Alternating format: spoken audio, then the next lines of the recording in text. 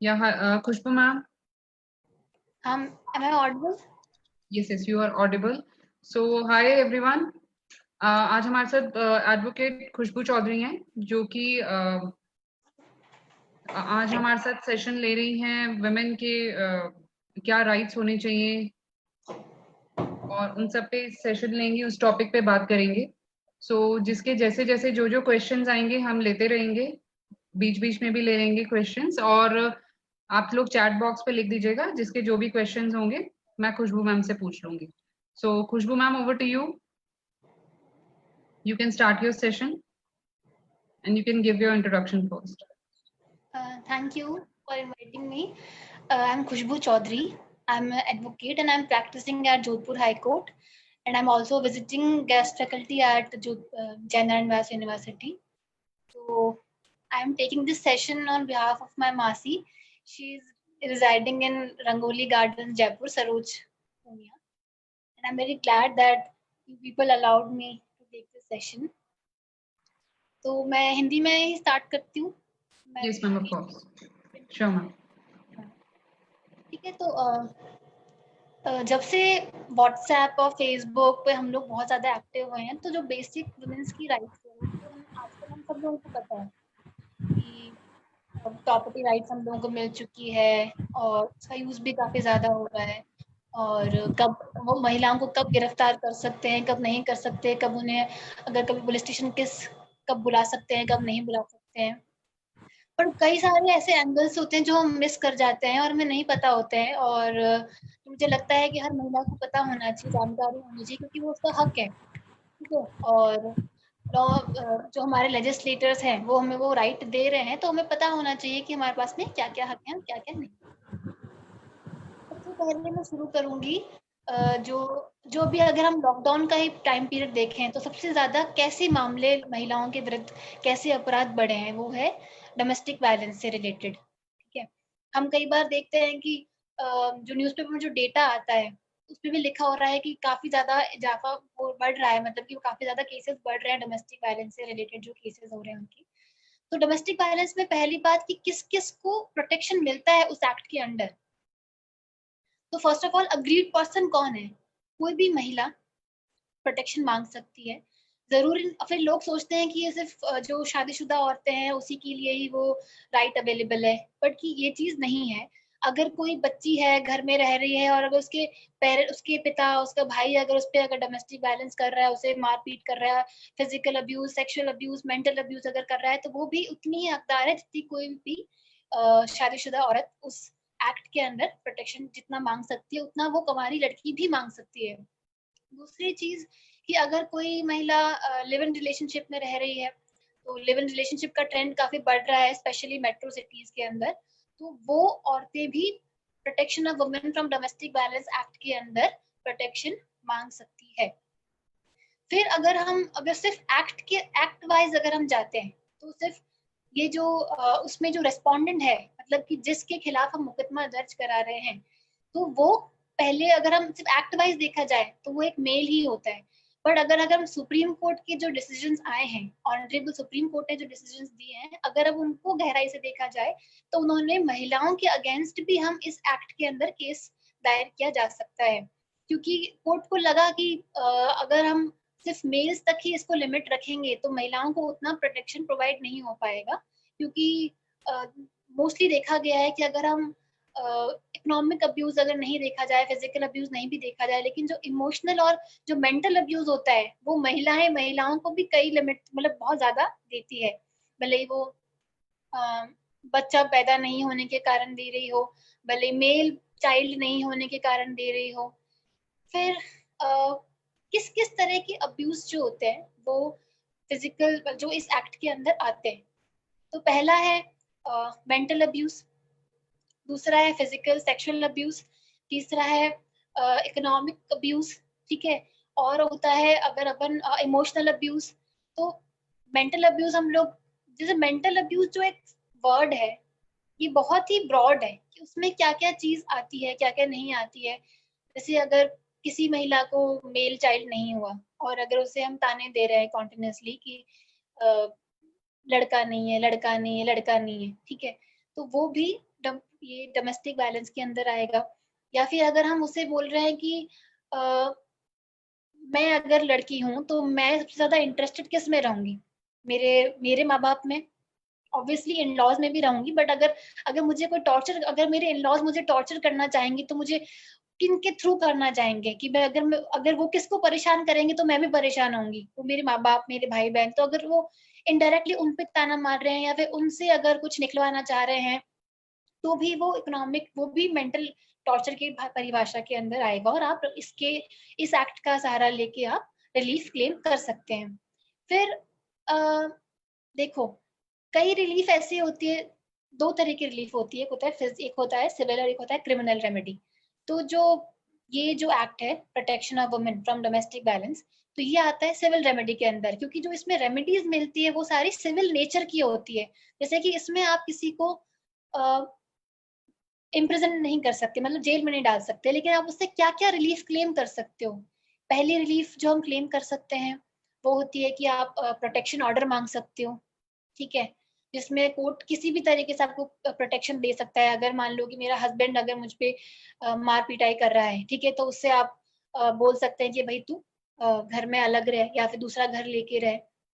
या फिर रेजिडेंस का ऑर्डर मांग सकते हो, कि कई बार देखते हैं कि महिलाओं को घर से बेदखल कर दिया जाता है, ठीक है, और आस पड़ोसी जो लोग होते हैं वो भी सिर्फ तमाशा देखते रहते हैं।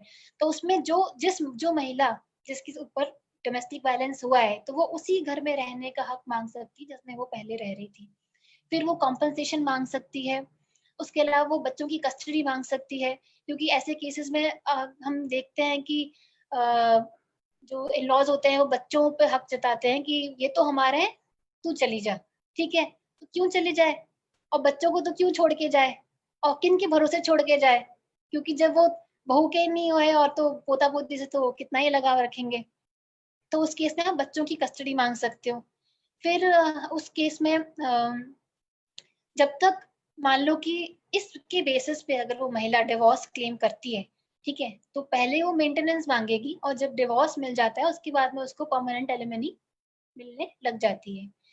फिर जैसे अगर मैं आपको हर किसी के घर में चलो डोमेस्टिक वायलेंस नहीं होता, पर हम देखते हैं, जैसे आप लोग सोसाइटी में रहते हो, हर फ्लोर पे मोस्टली 4 घर होते हैं, और ऊपर नीचे घरों की भी आवाज काफी क्लियरली आ जाती है कि हाँ कहाँ क्या चल रहा है, लोग अवेयर होते हैं कि किस घर में क्या चल रहा है। तो हमें पता होता है कि इस घर में डोमेस्टिक वायलेंस हो रहा है किसी औरत पे, किसी जरूरी नहीं है कि बहू पे हो, ठीक है, बेटा बहू मिलके सास पे भी करते हैं, बेटी पे भी करते हैं, अगर सौतेली बेटी होती तो उस पे भी करते हैं। तो हम लोग सोचते हैं कि हम लोग इनके पचड़े में क्यों पड़े, कहीं हमारा नाम नहीं डलवा दे केस के अंदर, तो हम लोग ट्राई करते हैं कि हम लोग चुप रहेंगे, कोई बात नहीं, उनके घर का मामला है। तो अगर आपको लगता है कि आपके आस पड़ोस में ऐसा कुछ हो रहा है, और अगर आपको लगता है कि आपको कंप्लेन, मतलब लगता नहीं, आपको जरूर कंप्लेन करनी चाहिए, क्योंकि आपके ऊपर कोई भी सिविल और क्रिमिनल कोई भी लाइबिलिटी नहीं बनती है। अगर आपको लगता है कि डोमेस्टिक वायलेंस हो रहा है या फिर हो सकता है, हो सकने वाली सिचुएशन के अंदर भी आप कंप्लेन कर सकते हो, ठीक है। तो, हमने जैसे देखा है, जैसे मोस्टली क्या होता है कि जो कई घरों में ऐसा ट्रेंड सा चलता है कि रोज पति आता है, औरत को मारता है, दारू पी के आता है, मारता है, और नेक्स्ट सिचुएशन वापस वैसी की वैसी हो जाती है। तो कोई बोलते नहीं है कि कोई बात नहीं मेरा पति है, आप लोग विषय मत बोलो, ठीक है, लेकिन अगर और कई केस में ऐसा होता है कि पहले औरतें बोल देती है, फिर पुलिस स्टेशन में जाके मुकर जाती है कि नहीं नहीं ऐसा तो कुछ हुआ नहीं, आप लोग बीच में मत बोलो। तो ऐसी सिचुएशन के अंदर अगर आप स्टेप लेती हैं या लेना चाहती हैं, तो आप कभी इस बात से मत डरना कि अ, हमारे ऊपर कुछ उल्टा कोई केस ना कर दे, क्योंकि आपके ऊपर कोई किसी भी तरह की सिविल रेमेडी, कोई भी आप सिविल क्रिमिनल केस कोई भी दायर नहीं कर सकता। फिर डोमेस्टिक वायलेंस वैसे बहुत छोटा ही एरिया है, ठीक है, और ऑलमोस्ट जो भी हमने इसका एरिया कवर कर लिया है। इसके बाद में हम पढ़ेंगे, मतलब बात करेंगे, वो है क्रुएल्टी की, जो कि जैसे अभी आपको मैंने बताया कि डोमेस्टिक वायलेंस में सिविल रेमेडी मिलती है, तो क्रिमिनल रेमेडी के लिए आईपीसी है, इंडियन पिनल कोड। उसमें अगर मान लो कि कोई भी महिला के ऊपर कोई क्रुएल्टी कर रहा है, भले वो फिजिकल मेंटल टॉर्चर कर रहा है, जिसकी वजह से अगर वो महिला है और वो सुसाइड करने की कोशिश करती है, ठीक है, या फिर अगर उसके ऊपर आप क्रुएल्टी करके उस दहेज आप उसके पेरेंट्स से निकलवाना चाहते हैं, तो ये सब 498A IPC के अंदर आता है और उसके अंदर पनिशमेंट का प्रावधान भी दे रखा है। फिर हम बात करेंगे महिलाओं को हिंदू मैरिज एक्ट के अंदर क्या क्या राइट्स दे रखी है। तो अगर हस्बैंड और वाइफ, अगर मान लो कि हस्बैंड जो है वो बिना किसी ठोस कारण के महिला से अलग रह पत्नी से अलग रह रहा है, या फिर पत्नी भी पति से अलग रह रही है बिना किसी ठोस कारण के, तो कोर्ट उसे बोल सकता है कि भाई आप साथ में जाके रहो। और अगर 1 साल के दौरान अगर वो फिर भी साथ में रहने को तैयार नहीं होते हैं, तो ये ग्राउंड होता है कि जो भी डिवोर्स के जितने भी ग्राउंड्स हैं उनमें से एक ग्राउंड ये भी है कि अगर फिर भी पति साथ में आके नहीं रह रहा है तो महिला उस बेसिस पे तलाक मांग सकती है। फिर और किन किन ग्राउंड के ऊपर डिवोर्स मांगा जा सकता है? दूसरे ग्राउंड्स हैं बायगैमी। बायगैमी का मतलब है कि पहली पत्नी के जीवित रहते हुए अगर पति दूसरी शादी कर लेता है तो उस बेसिस के ऊपर उस पे को जेल भी हो सकती है, उसके बेसिस पे डिवोर्स भी मांगा जा सकता है। अगर शादी के बाद में पति अपनी सहमति से किसी और महिला के साथ में संबंध बनाता है तो भी उस बेसिस पे आप डिवोर्स क्लेम कर सकते हो। फिर अगर शादी के बाद में अगर 7 साल तक आपको पता ही नहीं है कि पति कहाँ है, किसी ने सुना ही नहीं कि वो कहाँ रह रहा है, किसी को नहीं पता उसके बारे में कहाँ है, तो आप उसके उस बेसिस पे भी आप महिला जो है वो डिवोर्स क्लेम कर सकती है और दूसरी शादी कर सकती है। फिर अगर पति मेंटली या फिर फिजिकल टॉर्चर करता है वाइफ को, तो उस बेसिस पे भी डिवोर्स क्लेम करा जा सकता है। अगर हस्बैंड अडल्ट्री में रह रहा है, अडल्ट्री वर्ड हमने लास्ट ईयर बहुत ज्यादा न्यूज़पेपर में सुना था, तो अगर आप लोगों को नहीं पता तो वो यही है कि अगर शादी के बाद में या फिर किसी शादीशुदा महिला के साथ में अगर पति अगर संबंध बनाता है तो वो अडल्ट्री की परिभाषा में आता है और उस बेसिस पे भी डिवोर्स क्लेम किया जा सकता है। फिर अगर पति धर्म परिवर्तित कर लेता है, तो अगर किस वाइफ को कोई प्रॉब्लम नहीं है तो कोई बात नहीं, लेकिन उस बेसिस के ऊपर भी पत्नी डिवोर्स मांग सकती है अगर उसने रिलीजन अगर किसी और रिलीजन में वो कन्वर्ट कर जाता है।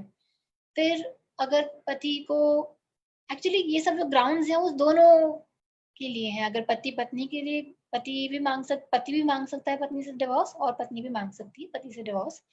जैसे कि अगर दोनों में से किसी एक स्पाउस को अगर कोई ऐसी डिजीज हो चुकी है जो कम्युनिकेबल है, ठीक है, या फिर जैसे लेप्रेसी हो गई या फिर कोई इनक्योरेबल डिजीज हो चुका है, तो उस ग्राउंड पे डिवोर्स मांगा जा सकता है। कई बार ऐसा लगता है कि अरे यार बीमारी हो गई तो क्या हो गया, साथ छोड़ देंगे क्या हस्बैंड वाइफ एक दूसरे का, बट हाँ मांगा जा सकता है इस बेसिस पे भी अगर कम्युनिकेबल डिजीज है, और तो दोनों में से कोई भी पार्टनर डिवोर्स मांग सकता है। फिर अगर किसी ने जैसे एक राइट और होता है हिंदू मैरिज एक्ट में जो कि जुडिशियल सेपरेशन का, हस्बैंड वाइफ अपनी कंसेंट से जुडिशियल सेपरेशन ले लेते हैं कि हम अलग अलग रहेंगे। जुडिशियल सेपरेशन किसी ने ले लिया, फिर वो लोग 1 साल से अलग अलग रह रहे हैं और दोनों में से किसी ने इच्छा नहीं जताई या फिर दोनों में से कोई साथ में रहना नहीं चाहता, तो वो बेसिस भी होता है डिवोर्स मांगने का। फिर डिवोर्स के बाद में क्या क्या राइट्स होती है औरतों के पास में, तो देखो मैं स्पेसिफिक सेक्शंस में नहीं जाऊंगी क्योंकि उससे कोई मतलब नहीं है, आपको याद भी नहीं रहेगा, आपको याद करना भी नहीं है, बस आपको सिर्फ इतना पता होना चाहिए कि राइट है। तो मैं स्पेसिफिक सेक्शंस में नहीं जाऊंगी, बट मैं आपको बता देती हूँ कि मेंटेनेंस, पहला तो मेंटेनेंस का राइट है महिला के पास में। दूसरा बच्चों की कस्टडी का राइट है। और जब ये डिवोर्स का प्रोसीजर कंप्लीट हो जाता है तो उसके बाद में परमानेंट एलिमनी का भी प्रोसीजर है हिंदू मैरिज एक्ट और इवन सीआरपीसी के अंदर। फिर वही केस अगर लिव इन रिलेशनशिप में कोई महिला रह रही होती है साथ में, तो उस केस में जो महिला है और उनको अगर कोई बच्चा उस दौरान अगर कोई बच्चा हो गया, ठीक है, तो उस बच्चे की क्या स्थिति रहेगी। तो अगर लिव इन रिलेशनशिप के थ्रू अगर किसी को कोई बच्चा हो जाता है तो वो बच्चा लीगल कहलाएगा, ठीक है, और वो बच्चा जो भी पति की जो भी प्रॉपर्टी है उसमें वो राइट क्लेम कर सकता है। हम मतलब ये ना समझें कि उसको अब कुछ नहीं मिलेगा, वो तो मतलब ये किसका बच्चा कहलाएगा, तो ऐसा संशय अब नहीं रहा है और सुप्रीम कोर्ट ने बहुत सारे जजमेंट्स दिए हैं इसके फेवर में। वैसे लिव इन रिलेशनशिप से रिलेटेड कोई भी लॉ अभी तक पारित नहीं हुआ है, बट जजमेंट्स जो सुप्रीम कोर्ट की रूलिंग्स जो आई है उसके बेसिस पे हम लोग ये इंफर कर सकते हैं कि क्या क्या राइट्स बच्चे को मिल रहे हैं, क्या क्या राइट्स महिला को मिल रहे हैं। जैसे कि मैंने पहले भी बताया था कि महिला अगर लिव इन रिलेशनशिप में रह रही है या मतलब ऐसे किसी भी रिलेशनशिप में रह रही है जो कि शादी जैसा ही है, ये स्पेसिफिक ये live in relationship word use नहीं किया, पर जो शादी जैसा ही है, तो उस केस में भी अगर जो लड़का है अगर डोमेस्टिक वायलेंस करता है तो महिला जो है वो डोमेस्टिक वायलेंस एक्ट के अंदर रिलीफ क्लेम कर सकती है। फिर 2005 में सबसे जो बहुत बड़ा चेंज जो महिलाओं की स्थिति में आया था वो था प्रॉपर्टी राइट से रिलेटेड। कि पहले जो एक वर्ड है कोपार्सनर, तो सिर्फ पुत्र को ही माना जाता था। 2005 के बाद में पुत्रियों को भी उसमें शामिल कर लिया गया। पुत्री एवं पुत्री की पुत्री को भी हम लोग कोपार्सनर मानते हैं। तो अगर मान लो कि पुत्री का देहांत हो जाता है तो उसके बच्चे भी उसमें जो उस प्रॉपर्टी में राइट क्लेम कर सकते हैं। ठीक है, बट लोग कई बार बहुत कंफ्यूज हो जाते हैं कि वो राइट क्या है। बस उनको लगता है कि बस हम लोग पैदा हो गए और हमारा राइट हो गया। ऐसा नहीं होता। अगर मान लो कि मेरे मेरे पिताजी हैं, उनकी खुद की सेल्फ एक्वायर्ड प्रॉपर्टी है, तो मैं एंसेस्ट्रल प्रॉपर्टी में उनकी कंसेंट के बिना राइट मांग सकती हूँ। लेकिन अगर उनकी सेल्फ एक्वायर्ड प्रॉपर्टी है और अगर वो जीवित है तो मैं जबरदस्ती ऐसे उनसे ले नहीं सकती। पर अगर मान लो कि उनका देहांत हो जाता है और उन्होंने अपनी प्रॉपर्टी किसी के नाम नहीं करी है, तो मैं एज अ को पार्टनर उसमें राइट मांग सकती हूँ। लेकिन अगर वो जीवित रहते हुए अपने विल में लिख के चले जाते हैं कि भाई ये मेरे बेटे को ही मिलनी चाहिए, या फिर डिवाइड करके जाते हैं कि बेटा बेटी को इतने इतने रेशियो में मिलनी चाहिए, तो फिर वो उस रेशियो में मिलेगी। तो कई बार बस वो लोग उसको उस राइट को गलत तरीके से समझ लेते हैं कि बस हम तो इस घर में पैदा हो गए तो हमारा राइट है। तो ऐसा नहीं होता है। अगर इंटरस्टेट सक्सेशन मतलब देखना पड़ता है कि भाई वो आप सक्सेशन कैसे जा रहा है, अगर उसको कहाँ से मिली है वो प्रॉपर्टी, अगर उसने विल में लिख दी है तो उसके हिसाब से जाएगी, अगर विल बनाए बिना देहांत हो गया तो उस हिसाब से जाएगी। फिर अगर कोई महिला है और उसके पति का देहांत हो जाता है, वो भी कमा नहीं रही है, तो वो अपने ससुर जी से भी मेंटेनेंस मांग सकती है। पर वो उस सिचुएशन में देखा जाएगा कि मतलब ऐसा नहीं, कोई हार्ड एंड फास्ट ऐसा रूल नहीं है कि मान लेके ही रहेगी, पर अगर इनकेस उनकी खुद की स्थिति नहीं है तो बात अलग है। अदरवाइज लॉ यही है कि अगर आप जो फादर एंड लॉ जो है उनसे भी आप अपना मेंटेनेंस का जो भत्ता है आपका और बच्चों के लिए आप ले सकते हैं। फिर महिलाओं के पास में बहुत दूसरी राइट्स भी हैं, जैसे स्त्री धन से रिलेटेड। भाई उनका अगर स्त्री धन है तो आप उनकी परमिशन के बिना उसे डिस्पोज ऑफ नहीं कर सकते। और अगर डिस्पोज ऑफ कर दिया उनकी कंसेंट के बिना या उनको डरा धमका के या फिर कोई प्रेशराइज करके, तो वो भी इकोनॉमिक अब्यूज की डेफिनेशन में आता है। फिर एक एंगल मैं कवर करना चाहती हूँ, वो है अडॉप्शन से रिलेटेड। ये बहुत मतलब अगर हम लोग कई बार डिस्कशन चलता भी है तो मैंने देखा है कि लोग इस पॉइंट को कवर नहीं करते हैं अडॉप्शन को। और इसमें थोड़ा बहुत डिफरेंस भी आया है 2010 के बाद में। तो अडॉप्शन कौन दे सकता है और कौन ले सकता है। तो अगर वुमेन्स की मैं अगर वुमेन के मामले में क्या चेंज आया है तो ये है कि 2010 से पहले क्या था कि हस्बैंड अपने बच्चे को किसी मतलब हस्बैंड अडॉप्ट कर सकता है और बच्चा अपना वापस किसी को दे भी सकता है, अडॉप्ट मतलब गोद में दे भी सकता है। लेकिन वाइफ की कंसेंट जरूरी है। अनटिल एंड अनलेस कि उसकी जो वाइफ है वो साउंड माइंड की नहीं है तो उसकी कंसेंट लेने की जरूरत नहीं है। लेकिन ऐसा पर ऐसा प्रावधान नहीं था कहीं पर भी कि वाइफ भी अडॉप्शन में दे सकती है। ठीक है, मतलब अगर अडॉप्शन लेना किसी बच्चे को गोद लेना है तो पहली बात कि कोई भी अनमैरिड वुमेन अगर है तो वो भी बच्चा गोद ले सकती है। ठीक है, और अगर अनमैरिड मैरिड है लेकिन डिवोर्सी है तो भी वो बच्चा गोद ले सकती है। पर अगर मैरिड वुमेन्स की सिचुएशन में बस इतना सा चेंज आया है कि अब महिला भी गोद ले सकती है, उसमें अपने पति की कंसेंट की जरूरत होगी, और आदमी भी ले सकता है, उसमें पत्नी की कंसेंट की जरूरत होगी। पर पहले बस ये वाला क्लॉज था ही नहीं कि महिला ले सकती है अपने पति के कंसेंट की वजह से। तो हम बहुत बार राइट टू इक्वालिटी देखते हैं, तो राइट टू इक्वालिटी का प्रश्न उठा और बाद में 2010 में ये संशोधन किया गया Hindu adoption and maintenance act के अंदर, और उसमें ये थोड़ा सा चेंज लाया गया। वही चीज अगर गोद देने की बात होती है तो भी सेम यही चीज यही सेम चीज आती है कि अब महिला अपने बच्चे को गोद दे भी सकती है, पर अपने अगर पति साउंड माइंड का है तो पति की कंसेंट की जरूरत है।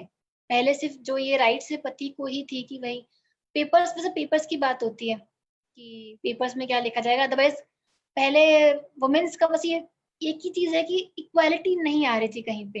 हर जगह पति को हक था, बस पत्नी की कंसेंट की जरूरत है। ठीक है, तो कंसेंट आपको पता है कि हमारे सोसाइटी में कैसी ली जाती है। कंसेंट कि हाँ हाँ ठीक है, इसकी तो है ही, इसकी तो है ही, मतलब वो उतना से नहीं था जो अब महिलाओं को जो से मिला है, मतलब मिल चुका था 2010 में।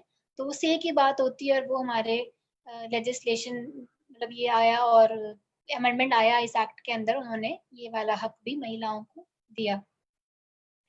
फिर अगर हम इंडस्ट्रियल डिस्प्यूट एक्ट की बात करते हैं तो उसमें भी महिलाओं को बहुत सारी संरक्षण प्राप्त है। जैसे कि अगर कोई भी महिलाओं को प्रेशराइज कर रहा है सेक्सुअल फेवर्स के लिए और फिर ये प्रेशर डालता है कि भाई अगर नहीं करते हो तो उसके कॉन्सिक्वेंसेस बताता है कि तुझे काम से निकाल देंगे, प्रमोशन नहीं देंगे, एक्सेट्रा एक्सेट्रा। तो उस केस के अंदर भी प्रावधान बना रखा है। एक रूल 5 शेड्यूल 5 है, उसकी बात करता है कि आप ऐसा नहीं कर सकते हो, ऐसा करते हो तो वो पनिशेबल ऑफेंस के अंदर आता है। फिर equal pay for equal work, जैसे कि अगर समान समान पे का अधिकार, अगर आप वर्क सेम कर रहे हो तो महिलाओं को समान वापस वेतन भी मिलेगा। तो इसका अधिकार भी दे रखा है हमारे कॉन्स्टिट्यूशन के अंदर, directive principle of state policy देती है ये अधिकार। उसके बाद में अगर हम पुलिस स्टेशन से रिलेटेड कोई राइट्स की बात करते हैं तो क्या है, पहला तो कि आप अगर सिर्फ कोई केस की पूछताछ के लिए, हम लोग बहुत घबरा जाते हैं, लगता है कि नहीं जो पुलिस वाले कर रहे हैं वो सही है, मतलब पुलिस वालों को भी लगता है कि इनको क्या पता है। पर हमें इतना पता होना चाहिए कि अगर पूछताछ भी पुलिस वालों को करनी है तो महिलाओं को आप पुलिस स्टेशन बुला नहीं सकते अनटिल अनलेस कि आप खुद ही आपने कोई क्राइम किया है, तो बात अलग है। लेकिन अगर से पूछताछ करनी है तो उस मामले के अंदर पुलिस वाला जो भी होगा वो आपकी पुलिस वाला वो भी किसी लेडी कांस्टेबल के साथ में आएगा और पूछताछ करने के लिए वो घर पे आएगा, आपको वो पुलिस स्टेशन बुलाया नहीं जा सकता। और अगर मान लो कि कोई अगर महिला की अगर तलाशी लेनी है तो वैसे अभी तक हम कई बार देखते हैं कि ये इसका बहुत मतलब अच्छे से बहुत ज्यादा उल्लंघन होता है, लोग तलाशी ले लेते हैं क्योंकि हम लोग इतने अवेयर नहीं होते, और जो लोग अवेयर होते हैं वो लोग बीच में पढ़ना नहीं चाहते। बट ये कि आप महिला की अगर तलाशी लेनी है तो महिला पुलिस जो भी अधिकारी या फिर कांस्टेबल है उसकी प्रेजेंस में और वो खुद ही तलाशी ले सकती है, ऐसे हर कोई महिला को टच नहीं कर सकता। फिर एक बहुत ही इम्पोर्टेंट केस आया था, राजस्थान का ही था, Vishakha versus state of Rajasthan. वो केस इसलिए बहुत इम्पोर्टेंट है क्योंकि जो महिलाओं का हैरेसमेंट होता है वर्क प्लेस पे, काम काज वाले एरिया में, उसके लिए उस केस में सुप्रीम कोर्ट ने गाइडलाइंस निकाली थी। और वही वो जो केस था वही बेसिस बना था एक sexual harassment of women at work place नाम का एक एक्ट आया था। तो वो जो केस था वो बेसिस था इस एक्ट के पारित होने का। ये एक्ट आया था 2013 में। और ये एक्ट जो है वो बताता है कि अगर कोई भी वर्क जो भी एम्प्लॉयर है तो उसे एक कमेटी का गठन करना होगा जहाँ हमेशा, जिसमें जिसकी चेयरपर्सन तो हमेशा महिला अधिकारी ही होगी। जो भी अगर ऐसा कोई भी केस आता है या ऐसी कोई भी कंप्लेन आती है तो ताकि उसका एक तो फटाफट डिस्पोजल हो जाए। ठीक है, और जो मोस्टली हम लोग डरते हैं कि पुलिस स्टेशन कौन जाए, इधर कौन जाए उधर कौन जाए, तो आप अपने साथ वाले लोगों से फैमिलियर भी होते हो तो आप इजीली उनको अप्रोच कर सकते हो। फिर उसमें जो भी कमेटी होगी उसमें कम से कम 50% लोग महिलाएं होनी चाहिए। तो ये कंपलसरी कर दिया कि ये ऐसी कमेटी होनी ही चाहिए। और अगर मान लो कोई ऑफिस है तो उसमें उसकी छोटी छोटी छोटी अलग अलग यूनिट्स है, तो सब यूनिट पे एक कमेटी का गठन भी हो सकता है। और जो भी इसका चेयरपर्सन अगर वुमेन वुमेन सीनियर ऑफिसर को ही हमें देना पड़ेगा। तो अगर मान लो उस में कोई सीनियर ऑफिसर महिला लगी भी नहीं है तो आप किसी और ऑर्गेनाइजेशन से भी किसी महिला को बुला के उसका चेयरमैन बना सकते हैं। अच्छा क्योंकि Khushbu, sorry to interrupt you, I am Chandana. I have one question. जैसा कि आप बता रही हैं ये अपने लीगल जो भी राइट्स हैं उसके बारे में, तो वर्किंग वुमेन के लिए जैसे बहुत सारी चीज़ें हैं, मैं आपसे एक बात डिस्कस करना चाहती हूँ जैसे मैं एक हॉस्टल चलाती हूँ, गर्ल्स हॉस्टल है हमारे कॉलेज के कैंपस में, उसकी वार्डन हूँ मैं। तो कुछ ऐसे इंसिडेंट्स होते रहते हैं बच्चियों के साथ में, लाइक साइबर क्राइम रिलेटेड। तो हमने कई बार, उनकी फेक प्रोफाइल बन जाती है और बहुत तरह की ऐसी चीजें आती हैं जो वो बर्दाश्त नहीं कर पाती हैं उस उम्र में, छोटी सी उम्र में।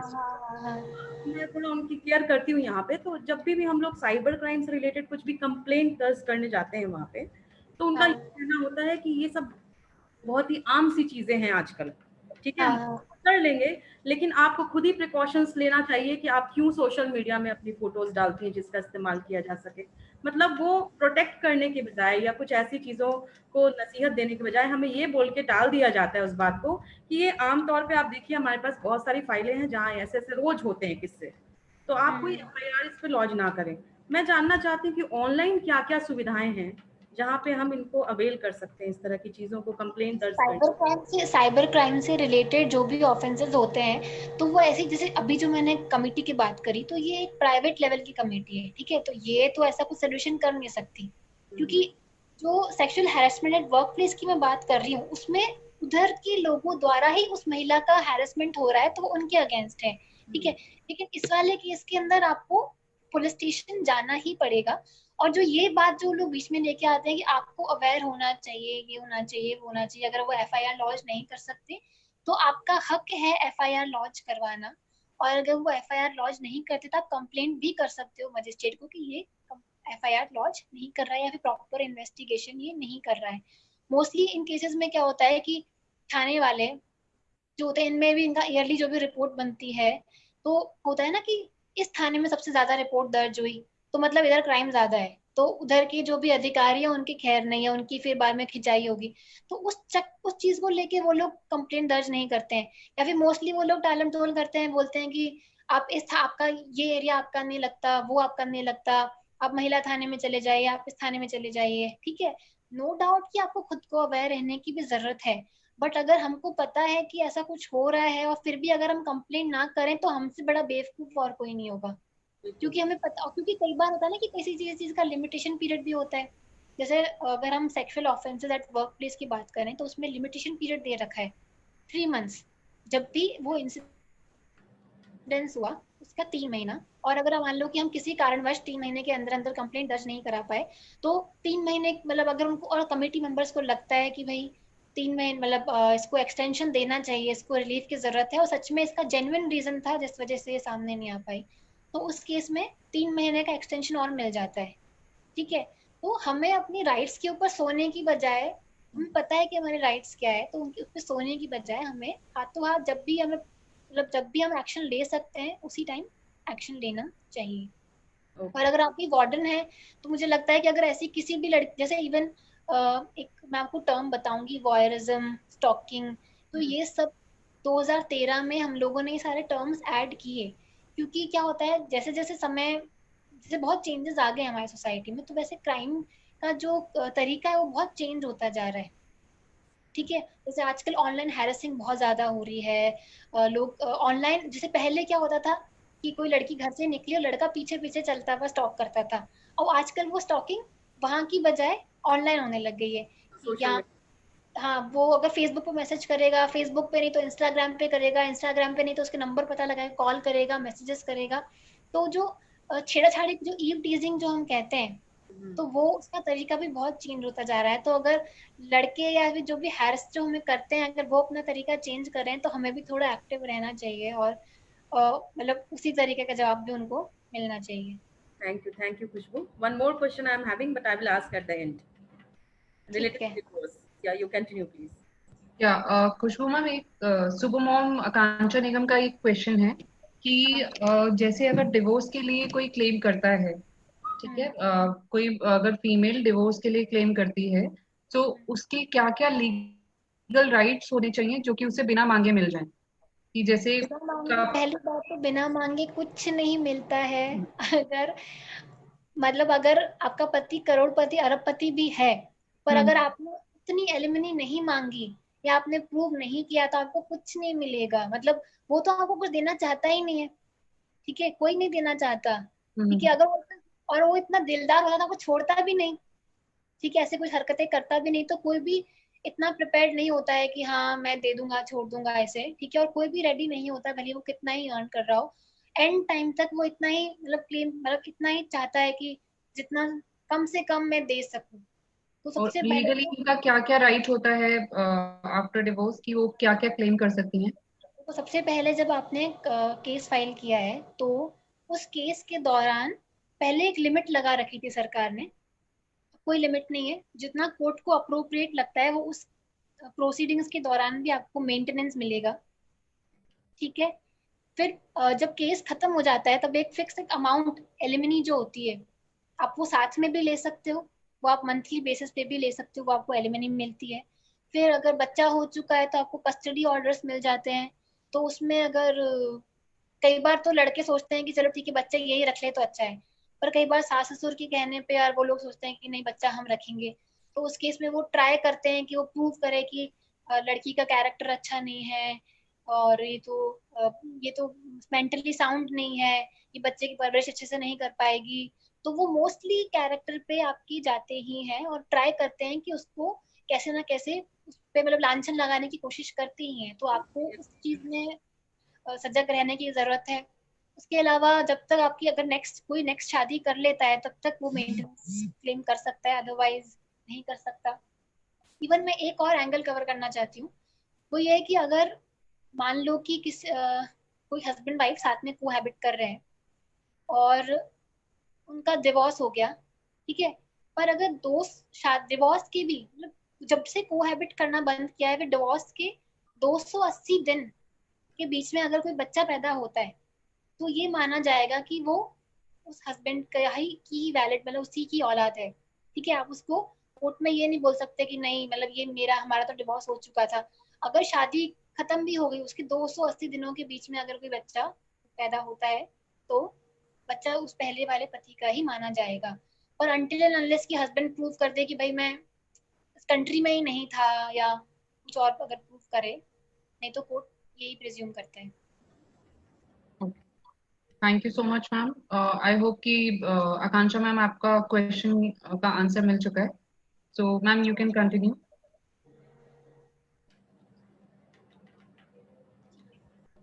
फिर देखो एक तो हैरेसमेंट एट वर्क प्लेस हो गया, दूसरा एंगल आता है नॉर्मली सेक्सुअल हैरेसमेंट, ठीक है। तो हम लोग कई बार समझते हैं कि हमको पता ही नहीं होता कि सेक्सुअल हैरेसमेंट है क्या। जैसे कई बार बहुत छोटी सी हरकत होती है, किसी ने कुछ कमेंट पास किया, सेक्सुअल कमेंट पास किया, तो लोग बोल देते हैं कि ठीक है ना छोटी बात है छोटी बात है, ठीक है। तो हमें ये नहीं पता होता कि कि भाई ये सेक्सुअल हैरेसमेंट में आ रहा है या नहीं आ रहा है। तो लोग उसको जानने देते हैं कोई बात नहीं, या फिर हमेशा ये बोल देते हैं कि इतना भी कुछ नहीं हो गया, इतना भी कुछ नहीं हो गया। तो इतना भाई कुछ हमेशा कोई चीज की शुरुआत छोटे से ही होती है। अगर मान लो कि किसी ने कुछ ऐसा कमेंट पास किया है या फिर सेक्सुअल रिमार्क मुझे पास किया है, तो मैंने अगर उसे अब भी नहीं रोका तो नेक्स्ट स्टेप वो हमेशा बढ़ा ही लेगा। तो हम ही बढ़ावा देते हैं उस चीज को। तो अगर किसी ने कोई सेक्सुअल रिमार्क भी पास किया है तो वो भी सेक्सुअल हैरेसमेंट की डेफिनेशन में आता है। तो आप समझ लीजिए कि देखो सबसे छोटी चीज ये हो गई कि कोई सेक्सुअल रिमार्क, उससे बाद में अगर मान लो कोई जबरदस्ती कोई आपको पोर्नोग्राफी दिखाने की, आपकी विल के अगेंस्ट कोई दिखाने की कोशिश कर रहा है, या फिर फिजिकल कांटेक्ट बनाने की कोशिश कर रहा है, ठीक है, या इससे रिलेटेड कुछ भी, मतलब आप उसको एक छोटे से एंगल में मत देखना। तो उससे रिलेटेड कुछ भी हो रहा है तो वो सब कुछ सेक्सुअल हैरेसमेंट के ही अंदर आता है, और आप लोग उसमें रिलीफ क्लेम कर सकते हैं। अगले को 3 साल तक की सजा हो सकती है। इवन पहली बार केस में थोड़ी सजा कम होती है, सेकेंड टाइम केस में पनिशमेंट और बढ़ जाता है। और मोस्टली देखा गया है कि जो ऐसी हरकतें लोग करते हैं वो 1 बार 2 बार 3 बार पकड़े ही जाते हैं। क्योंकि अगर हम लोग अगर फर्स्ट स्टेप में ही उनको रोक दें या ऐसी कंप्लेंट कर दें तो हो सकता है कि कोई और महिला उस आदमी से हैरेस होने से बच जाए। दूसरी चीज ये है कि अगर कोई आपको जबरदस्ती फिजिकली असॉल्ट कर रहा है या फिर आपको डिसरोब करने की कोशिश कर रहा है, मतलब डिसरोब करके नेकेड करने की कोशिश कर रहा है, जैसे अगर हम लोग पुराना केस देखें, अगर कि द्रौपदी के साथ में दुशासन ने क्या किया था, ठीक है। तो वो वो ये केस यही कवर करता है। अगर हम आईपीसी की धारा 354 बी देखें तो जो दुशासन ने द्रौपदी के साथ में किया था वो उसमें कवर हो रहा था। और अगर वो इस टाइम होता है, या अगर आईपीसी उस टाइम होती तो उन्हें पनिशमेंट जरूर मिलता है आईपीसी के अंदर। फिर एक टर्म है जो आप लोगों मतलब आप लोग फेमिलियर नहीं होंगे उस टर्म से, उसे कहते हैं वॉयरिज्म। ये बहुत मतलब न्यू टर्म है, पर ये आजकल बहुत ज्यादा बढ़ रहा है। जैसे कि मैं अगर अपने बाथरूम में हूँ, ठीक है, तो मैं क्या प्रिज्यूम करूंगी कि भाई मैं मेरे घर के बाथरूम में सेफ फील करूँ, मुझे कोई देख नहीं रहा है, मैं जो करूँ करूँ, मेरा पर्सनल स्पेस है वो, वहां पे किसी को आने की जरूरत नहीं है। और वहां पे अगर कोई मेरी तो अगर चलो हमारा घर का बाथरूम तो बहुत सेफ होता है कंपैरेटिवली, पर अगर हम जैसे स्कूल की टॉयलेट्स की बात करें, या फिर अगर हम किसी मॉल में कोई ड्रेसिंग रूम्स जो होता है उनकी बात करें, तो देखा गया है कि लोग कैमरा ला के फोटो खींच लेते हैं, हमें पता भी नहीं होता है, और फिर वो आगे सर्कुलेट कर देते हैं। या एक और मैंने नोटिस किया था वाटर पार्क्स में, वाटर पार्क्स के जो ड्रेसिंग रूम्स जो भी होते हैं, यहाँ पे चेंजिंग रूम्स होते हैं, तो वहां पे भी लोग ऐसी हरकतें करे बिना नहीं रहते हैं। तो अगर ऐसी कोई हरकत करता है कि जो आपका मतलब ऐसी ऐसी प्राइवेसी में कोई खलल डालने की कोशिश करता है, फिर फोटोग्राफ क्लिक कर लेता है, या फोटो क्लिक नहीं करेगा तो भी वॉयरिज्म में ही आएगा, और उसे सर्कुलेट करता है, तो वो पनिशेबल ऑफेंस है। फिर एक टर्म तो आप स्टॉकिंग तो आप जानते ही होंगे, स्टॉकिंग आपने बहुत बार सुना ही होगा। तो अगर कोई भी वुमेन को फॉलो कर रहा है, अगर वो फिजिकली फॉलो कर रहा है, या फिर अगर वो किसी इलेक्ट्रॉनिक मीन्स के थ्रू अगर वो उसे फॉलो कर रहा है, बार बार कांटेक्ट बनाने की कोशिश कर रहा है, जैसे उसे पता चल गया कि भाई अगली बंदी इंटरेस्टेड नहीं है फिर भी वो फॉलो कर रहा है, तो वो स्टॉकिंग के अंदर आएगा, और ये भी एक पनिशेबल ऑफेंस है। और पर एक और चीज है कि उसमें कई चीजों के एक्सेप्शंस भी होते हैं। जैसे कि किसी महिला पे अगर किसी मतलब पुलिस वालों को डाउट है कि भाई ये किसी से मिली हुई है या ऐसा कुछ गलत काम कर रही है, तो अगर उस केस में अगर कोई पुलिस वाले हैं या फिर उन्हीं की लगाए हुए कोई आदमी अगर उसका पीछा कर रहे हैं, तो वो स्टॉकिंग की परिभाषा के अंदर नहीं आएगा। और क्योंकि मोस्टली जो ऐसी महिलाएं होती है वो ट्राई करती है कि उनको फंसाने का या उन पे उल्टा केस दर्ज कराने का, तो उन लोगों को बचाने के लिए हमने ये थोड़ा एक्सेप्शन रखा है। फिर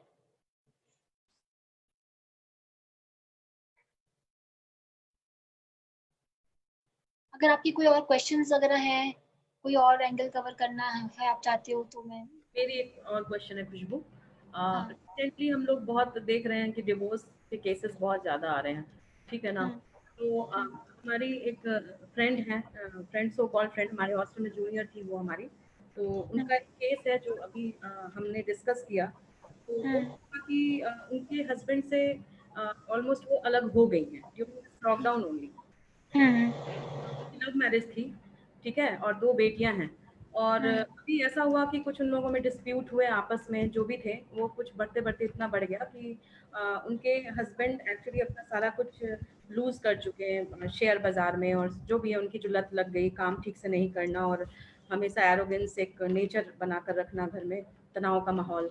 तो फाइनली शी केम बैक, ठीक है। तो अभी उसका डिवोर्स का एक प्रोसीजर होना है वहाँ पे। तो वो स्टेप कैसे वो लेना शुरू करें उसके लिए, क्योंकि उसके हस्बैंड की अब कोई नौकरी रही नहीं, छूट गई है, और इसको 2 बच्चों को संभालना भी है। तो अभी उसका ये सवाल है कि वो किस तरह से इस डिवोर्स के लिए फाइल करे, शुरुआत करे, और क्या उसे मिलेगा उसके जगह में। क्या मिलेगा, देखो सबसे पहले तो देखो, अगर आपको लगता है ना कि आप सब कुछ खुद ही कर लेंगी, ठीक है, मोस्टली मैंने नोटिस किया है कोर्ट में कि अगर अपने केस में आप खुद ही वकील बन के जाते हो तो उस चीज को इतनी तवज्जो नहीं मिलती है। ठीक है, तो सबसे पहले you need to find a good lawyer, ठीक है। बट आपको इतना पता होना चाहिए कि भाई आपको क्लेम क्या क्या करना है अगले बंदे से, ठीक है। डिवोर्स चाहिए। तो ये सलाह दूंगी कि अननेसेसरीली केस को उलझाने की जगह अगर म्यूचुअली कुछ हो पाता है, क्योंकि म्यूचुअल डिवोर्सेस भी आजकल, और ऐसा नहीं है कि अगर आप म्यूचुअल डिवोर्स लेती हैं तो आपको मेंटेनेंस नहीं मिलेगी, आपको मेंटेनेंस मिलेगी। लेकिन अगर आप म्यूचुअली अगर कुछ चीज फाइल करती हैं तो उसका फायदा ये होता है कि चीजें जल्दी सुलझ जाती, जल्दी मतलब काम जल्दी खत्म हो जाता है। नहीं तो क्या होता है कि केस बहुत लंबा खिंचता जाता है, आप एक चीज प्रूव करोगे, वो उस चीज को हटाने की कोशिश करेगा, ठीक है, फिर आपके मोस्टली देखा गया है कि लोग जो कैरेक्टर पे बहुत जल्दी चल जाते हैं महिलाओं की, तो ये सब रायता फैलाने की बजाय अगर म्यूचुअली अगर कंसेंट, अगर उस केस में क्या है, हस्बैंड कंसेंट दे रहे हैं या उसको डिवोर्स नहीं चाहिए? हाँ, उसे एक्चुअली वो वर्किंग है, उसका कहना है कि मैं अगर जॉब नहीं करता हूँ तो कोई बात नहीं, लेकिन मैं तुम्हारे साथ रहने को तैयार हूँ, पर उसके किसी भी काम में हेल्प नहीं करना, all the time fighting type का एटीट्यूड, ऑफिस से घर आने पे वो माहौल क्रिएट होना जो वो बर्दाश्त नहीं कर पाती है, जिसकी वजह से उसने छोड़ा।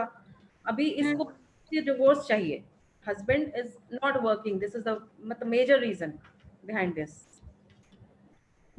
अच्छा, मतलब फिर तो हस्बैंड जो है वो म्यूचुअल वो कंसेंट तो नहीं देगा, ठीक है। तो फिर आपको देखो क्या होता है कि अगर आपको डिवोर्स लेना है तो फिर आपको ये प्रूव करना पड़ेगा कि मेंटली और फिजिकल मतलब मेंटल अब्यूज हो रहा है, क्योंकि ऐसा नहीं होता है या तो म्यूचुअल कंसेंट की वजह से आप डिवोर्स लो, या फिर आप अलग रह रहे हो, या तो आप पहले जुडिशियल सेपरेशन मांग लो, उन्हें बोलो जुडिशियल सेपरेशन मांग लो। जुडिशियल सेपरेशन जब 1 साल का कंप्लीट हो जाता है और फिर भी अगर दोनों साथ में कोहैबिट नहीं करते हैं तो ये ग्राउंड होता है डिवोर्स का, ठीक है। तो अगर आप साथ में रहोगे तो ये आप मतलब ये आपका ग्राउंड खत्म हो जाएगा। और जब ये जो और दूसरे ग्राउंड्स क्या होते हैं कि मेंटल टॉर्चर, तो मेंटल टॉर्चर कोर्ट में प्रूव करना बहुत मुश्किल होता है, क्योंकि कई चीजें मेंटल टॉर्चर की डेफिनेशन में आती ही नहीं है, कई बार कोर्ट मानते नहीं है। फिर वही है कि आप कैमरा लगाओ, रिकॉर्ड करो, तो वो आदमी बेवकूफ तो है नहीं कि वो उसको पता है कैमरा लगा हुआ है, तो वो क्यों मिसबिहेव करेगा उसके सामने। तो सबसे फर्स्ट स्टेप ये लेना है, या तो जुडिशियल सेपरेशन मांग लो, ठीक है। तो अगर कोर्ट से जुडिशियल सेपरेशन मिल जाता है तो 1 साल में अगर फिर भी कोहैबिट नहीं करते तो ये ग्राउंड है डिवोर्स का। और दूसरी चीज है कि अगर आप खुद ही अलग जाके रहने लग जाओ तो उसमें क्या होगा कि जो हस्बैंड होगा वो रेस्टिट्यूशन ऑफ कॉन्जुगल राइट्स मांगेगा। Okay. Restitution of conjugal rights होता है कि अगर कोई भी हस्बैंड वाइफ बिना किसी ठोस वजह के हस्बैंड या वाइफ से अलग रह रहे होते हैं तो आप कोर्ट को बोल सकते हैं कि देखो भैया ये मेरे से अलग रह रही है बिना बात के। तो कोर्ट महिला को बोलेगा कि जाओ साथ में रहो, महिला के पास में राइट है साथ में नहीं रहने का अभी भी, तो वो कहती है कि मैं तो नहीं रहूंगी। तो जिस दिन डिक्री मिल गई कि रेस्टिट्यूशन ऑफ कॉन्जुगल राइट्स की, उसके 1 साल के अंदर भी अगर आप साथ में जाके नहीं रहते हैं तो भी ये ग्राउंड होता है डिवोर्स क्लेम करने का। तो बाकी थर्ड ऑप्शन है मेंटल क्रुएल्टी प्रूव कर दो। तो क्योंकि ये कारण नहीं होता कभी भी कि हस्बैंड अर्न नहीं कर रहा है, ठीक है, क्योंकि कहाँ लिखा हुआ है कि पूरी जिम्मेदारी अर्न करने की हस्बैंड की ही है और वाइफ बैठ के खाएगी, दोनों नहीं तो दोनों का म्यूचुअल अंडरस्टैंडिंग होती है। Thank you so much. Okay ma'am, एक सुपर मॉम का क्वेश्चन है कि बच्चे की कस्टडी के लिए कोर्ट से बहुत लंबी लंबी डेट्स मिलती हैं, लाइक 6 महीने 1 साल के बाद ही एक एक डेट मिलती है। तो उस केसेस में क्या करना चाहिए ऐसे केसेस में कि ज्यादा लंबे ड्यूरेशन तक की डेट नहीं मिले और इतना टाइम नहीं लगे? प्रोसीजरल को आप चेंज नहीं कर सकते ना, क्योंकि ये तो प्रोसीजरल मतलब प्रोसीजर यही है। और करने को क्या कर सकते हो, या तो आप जब भी आपको नेक्स्ट डेट मिलती है तो आप कन्विंस करो कि मुझे जल्दी डेट मिल जाए, या फिर मोस्टली मतलब अगर मैं आपको एकदम लीगली नहीं बताऊं तो जो बाबू वगैरह होते हैं उनके हाथ में भी काफी होता है कि जल्दी डेट्स अरेंज कराने का, तो आप उनसे, या फिर जैसे आपका लॉयर काफी पहुंच वाला है तो उसको बोलो जल्दी डेट अरेंज कराने का। और अदरवाइज कस्टडी अगर हस्बैंड के पास में ही कस्टडी है या फिर बच्चों के मतलब कस्टडी किसके पास में है अभी? और मैम ये तो मेंशन नहीं किया उन्होंने, सिर्फ उनका यही क्वेश्चन था कि इतना लंबा डेट्स जो मिलती हैं कोर्ट में कस्टडी के लिए, उसके लिए क्या हाँ, करना चाहिए? नहीं, और मोस्टली मैंने देखा नहीं है एक्चुअली होता है। अगर आप डोमेस्टिक वायलेंस का भी केस फाइल करते हैं तो कोर्ट जो फर्स्ट कस्टडी होता है वो महिला को ही देता है, ठीक है। तो मुझे लग रहा है या तो जो क्वेश्चन पूछ रहे हैं वो हस्बैंड हो सकते हैं, मुझे ये लग रहा है, ठीक है। क्योंकि अब पहली बात, अगर ये फिजिकल डोमेस्टिक वायलेंस वाले केसेस में भी कस्टडी कस्टडी पहले तो महिला को ही मिलती है, और इवन उस टाइम का मेंटेनेंस भी मिलता है। और अगर बच्चा आपके पास में ही है, ठीक है, तो भले डेट बाद की लेट की मिलती तो क्या फर्क पड़ता है, अनटिल अनलेस बच्चे आपके पास में है तो आप खुश रहें। और अगर क्वेश्चन हस्बैंड पूछ रहा है तो बात अलग है। ठीक है, थैंक यू मैम। और किसी के कुछ क्वेश्चन है तो प्लीज मुझे चैट बॉक्स में लिख दीजिए या फिर राइट टाइप कर दीजिए, मैं आपको अनम्यूट कर दूंगी। किसी को और कुछ पूछना है क्वेश्चन?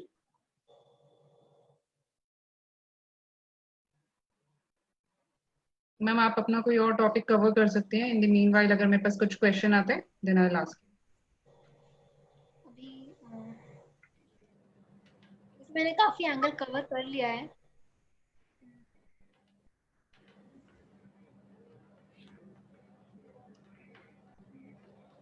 जनरली डिवोर्स के प्रोसीजर में मिनिमम टाइम कितना लगता है जनरली, एक नॉर्मल सभी डिवोर्स हो, क्योंकि मैं सुनती हूँ काफी लेंदी खींचता है ये।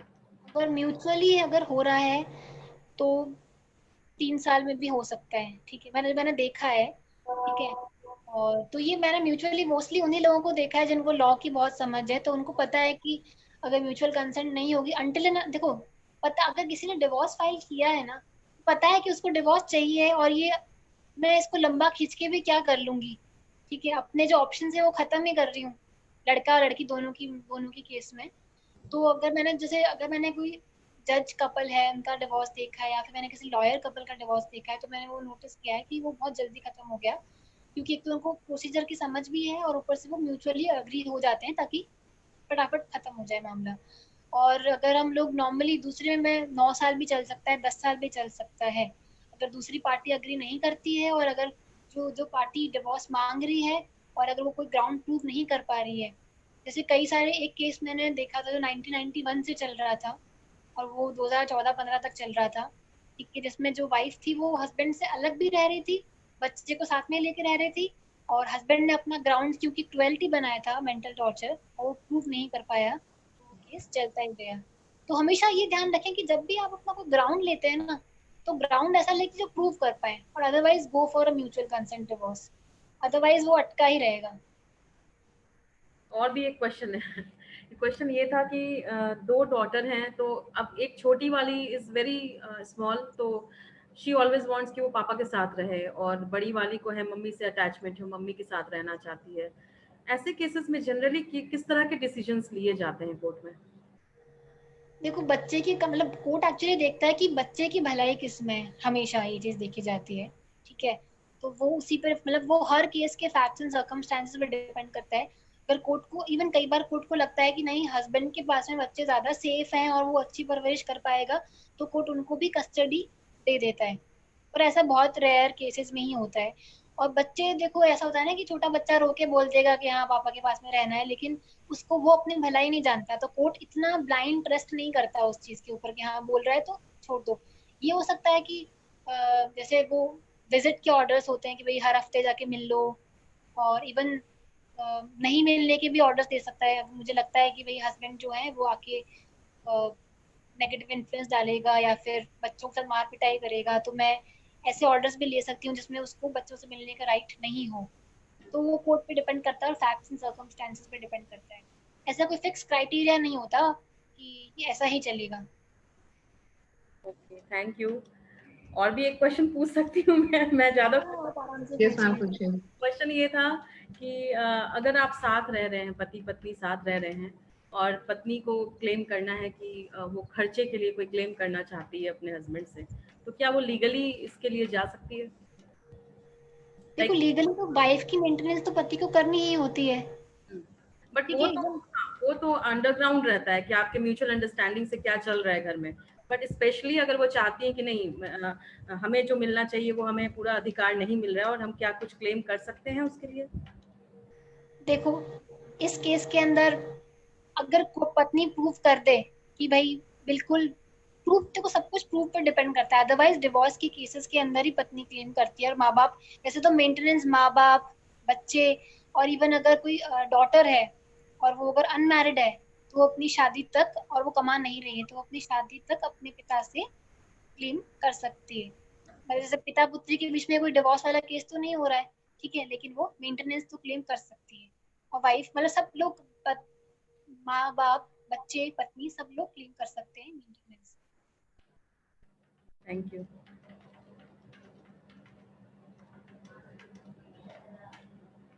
Thank you Shanda ma'am. I think network issues. मिला है, अगर उन दोनों का अगर कुछ म्यूचुअल देखा जाए तो वो दोनों सीआरपीसी के अंडर मांगती है, तो उसमें महिला मतलब हस्बैंड से वाइफ, बच्चे, बाप सब मांग सकते हैं without divorce. Marriage, adoption and maintenance act जो है उसमें हिंदू महिलाएं अपना अलग से मांग सकती है। फिर अगर मान लो कि दोनों में आपने सूट फाइल कर दिया और दोनों में मेंटेनेंस मिल गई है, तो जो ज्यादा वाली मेंटेनेंस वाला, जो ज्यादा वाला अमाउंट है, ठीक है, वो मिलेगा। ठीक है। Okay, I just wanted to know कि ऐसा कुछ है या नहीं। Thank you so much. हाँ, नहीं मांग सकते हैं, मांग सकते हैं। सीआरपीसी 125 में मांग सकते हैं। Thank you for the information. मुझे भी थैंक यू एक सो मच। क्वेश्चन पूछना है। Yes Babita ma'am. नहीं, कविता। यस कविता मैम। ये पूछना था, जैसे एक लड़की है, वो अपनी ससुराल में 2 साल रही, ठीक है, और उसके बाद वो अचानक से अपने मायके चली गई, और लड़के वाले जो थे वो उसे पढ़ा भी रहे थे, सारा खर्चा करके उन्होंने ही शादी की। लेकिन अब वो वापस चली गई अचानक से 2 साल के बाद, और बोलती लड़का तो नौकरी नहीं करता है, अब मैं वापस नहीं आऊंगी। और वो लोग सारा कुछ मांग रहे, जबकि उन्होंने कुछ दिया ही नहीं है, सारा खर्चा लड़के वालों ने किया है। तो अभी क्या हो सकता है? देखो, हमें ये चीज एक्सेप्ट करनी पड़ेगी, कई सारे जो लॉज हैं वो लोग महिलाओं के मतलब फेवर में ज्यादा है। ठीक है। तो आपने जो खर्चा उन पे किया है, तो वो तो आप, ऐसा नहीं है कि आप ऐसे हक मार के मतलब ये जाके ले लोगे, वो तो आप नहीं ले सकते। ठीक है। ये तो ट्रस्ट की बात होती है कि भाई, कब कोई खर्चा करता है तो कोई ये थोड़ा सोचता है कि फ्यूचर में क्या हो जाएगा। वो तो एकदम हाँ वो हाँ, निष्काम भाव से करता है। ठीक है। बिल्कुल। तो या हाँ, तो उसको भूल जाओगे आपने कुछ खर्चा किया है, और सच मतलब ये भले आपको बुरा लग रहा होगा पर सच यही है। ठीक है। और आप चाहते क्या हो कि लड़की साथ में आके फिर से रहे? ऐसा तो होना चाहिए था। पता ही नहीं, लड़की भी बहुत अच्छी थी, अचानक से क्या हुआ मालूम नहीं, वो चली गई, और उसके इन-लॉज बहुत परेशान हैं। हाँ, कुछ तो हुआ ही होगा ना। आप देखो, ये जो आपने खर्चा उस पे किया है वो आपने, लेकिन जैसे हस्बैंड जो है वो अगर मतलब अगर आप कोर्ट कचहरी के चक्कर में पढ़ना नहीं चाहते तो म्यूचुअली कुछ करो, और अगर जाना चाहते हो कोर्ट के थ्रू कोई रिलीफ मांगना चाहते हो, तो हिंदू मैरिज एक्ट का सेक्शन जो 9 है, रेस्टिट्यूशन ऑफ कॉन्जुगल राइट्स, तो उसकी के थ्रू आप उसे बुला सकते हो कि भाई तू साथ में आके रहे। तो उसे कोर्ट में बताना, वो अपना रीजन देगी कि मैं क्यों नहीं रहना चाहती साथ में। ठीक है। बिल्कुल, उसने उसने बोला कि वो वापस नहीं आना चाहती। नहीं, तो फिर आपके लिए सबसे सही बता मतलब रीजन ये सही से क्या होना चाहिए कि अगर अगर वो नहीं आना चाहती, तो अगर आप 5 साल बाद में तलाक लोगे तो भी तलाक ही मिलना है। ठीक है। 10 साल बाद में तलाक ही मिलना है। ठीक है। तो उससे बेटर है कि लीगली आप उसे तलाक कैसे ले सकते हो, पहले आप सेक्शन 9 के अंडर एप्लीकेशन डालो ओके। कि वो साथ में आके रहे। तो उसमें वो बताएगी कि मैं साथ में क्यों नहीं आके रहना चाहती। तो मुझे नहीं लगता कि वो प्रूफ कर पाएगी कि मैं साथ में क्यों नहीं आके रहना चाहती। वो बोलेगी कि टॉर्चर करते थे, ये करते थे, वो करते थे, तो वो आप पड़ोसियों के थ्रू प्रूफ कर सकते हो कि टॉर्चर वगैरह जैसा कुछ था नहीं। फिर कोर्ट डिक्री दे देगी कि साथ में जाके रहो, और वो साथ में आके नहीं रहेगी फिर भी, तो 1 साल के बाद में आप डिवोर्स मांग सकते हो। ठीक है। ओके। हाँ हाँ। पहले ही आप इंस्टीट्यूशन ऑफ कॉन्जुगल राइट्स मांग लो, क्योंकि मुझे नहीं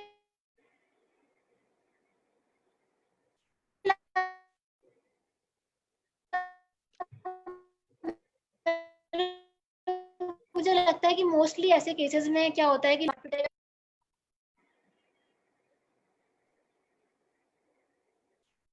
तो उससे बेटर है कि आप कर दो, ताकि एटलीस्ट आपके ऊपर बाद में फ्यूचर में कोई गड़बड़ ना हो। हाँ, एक्चुअली वो हमारे नेबर हैं और उनको काफी परेशानी हो रही है। अच्छा अच्छा, आप कहाँ से बिलोंग करते हो आप? मैं जमशेदपुर। अच्छा। हाँ, तो उन्हें एटलीस्ट बताओ तो सही कि मतलब क्या वो, अगर देखो अगर जो लड़की इतना कुछ आपसे मतलब उन लोगों से उन्होंने उसको क्या नहीं दिया, उन्होंने पैसा खर्च किया, ढंग से रखा, फिर भी अगर वो लड़की छोड़ के जा सकती है ना, तो फिर वो डिवोर्स, वो क्रुएलिटी का या फिर दहेज का केस भी कर सकती है। हाँ बिल्कुल। तो आदमी से वो डर निकल जाता है ना मन से एक बार कि हाँ क्या कर लेंगे, तो फिर वो कुछ भी कर सकता है। तो वो लोग क्या कर सकते हैं अभी? बस वही सेक्शन 9 में कर सकते हैं इसको। सेक्शन 9 में रेस्टिट्यूशन ऑफ कॉन्जुगल राइट्स मांग लो कि भाई शादीशुदा लोगों के क्या अधिकार होते हैं कि पति पत्नी साथ में रहे। ठीक है। ओके। मान हाँ। लो कि वो लड़की कहती है कि मेरी तो नौकरी कहीं और है, तो पति बोलेगा कि मैं साथ में चल के रहने को तैयार हूँ तेरे, तो भी वो नहीं मानती है। ठीक है। तो फिर आप 1 साल के अंदर डिवोर्स मांग सकते हो। क्योंकि देखो इस केस में मतलब अगर कुछ भगवान ही कुछ कृपा करे तो अलग बात है, अदरवाइज वो लड़की साथ में आके रहने से तो रही तो आपको अभी नहीं तो 5 साल बाद में डिवोर्स लेना ही पड़ेगा। ठीक है। बिल्कुल बिल्कुल। Okay, thank you. और हाँ, एक चीज और बोलना चाहती हूँ मैं कि जैसे एक होता है ना, उसको डिवोर्स को इतना बड़ा टैबू नहीं बनाना चाहिए। अगर कोई साथ में खुश नहीं है, ठीक है, नहीं रहना चाह रहे हैं, ठीक है, तो डिवोर्स अगर कोई लेना चाह भी रहा है तो वो देखो जिंदगी भर ऐसे खींचते रहोगे, फिर वो ऐसे करते करते बूढ़े हो जाएंगे, पता नहीं अगले जन्म में क्या बनोगे। ठीक है, मतलब पता नहीं क्या भगवान पता नहीं क्या बनाएगा आपको। तो आपको इंसान तो कितने जन्मों बाद में बनने का मौका मिलता है। तो इससे बेटर है कि जिसके साथ में खुश हो उसके साथ में रहो। बिल्कुल बिल्कुल। Okay, thank you. Thank you Kavita ma'am, thank you so much Khushboo ma'am. किसी के और क्वेश्चंस हैं तो आप पूछ सकते हैं, otherwise will end this session now. Kavita ma'am आप खुशबू मैम आप अपनी कोई ईमेल आईडी शेयर कर सकते हैं इन केस अगर किसी को कुछ क्वेश्चन पूछने होंगे तो। हाँ, मैं अभी बताऊं या फिर मैं मतलब मैसेज करना है? आप मुझे अभी बता दीजिए, मैं चैट बॉक्स में डाल देती हूँ, या आप चैट बॉक्स में डाल दीजिए। नहीं, आप ही डाल दीजिए ना, मैं बता देती हूँ आपको। हाँ जी मैम। खुशबू KHUSHBU हाँ जी। .NLU dot .NLU NLU @gmail.com।